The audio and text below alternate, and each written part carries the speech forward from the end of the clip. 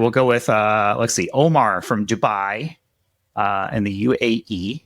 I like this question. I kind of saved this one for last because I think we can probably go into this quite a bit. Because Okay.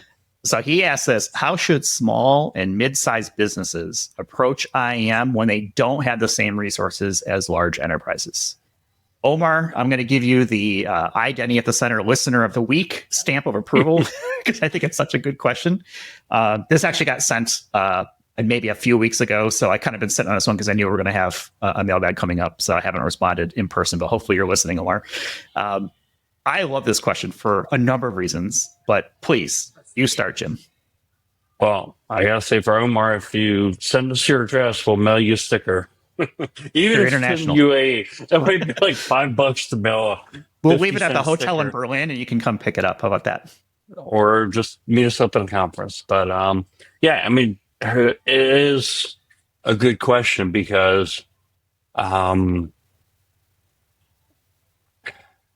do you start saying, well, don't spend your money on this, don't spend your money on that?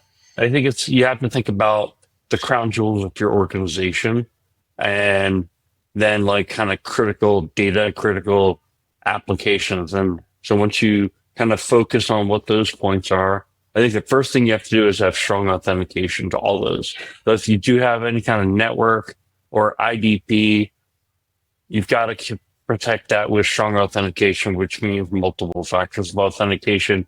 Ideally, it's something like biometric-based authentication. I think the second thing beyond that is like protecting your email system, protecting your ERP application, whatever are the applications where it's like, that's where our data sits, that's where our information, maybe it's your recipes, your recipe system.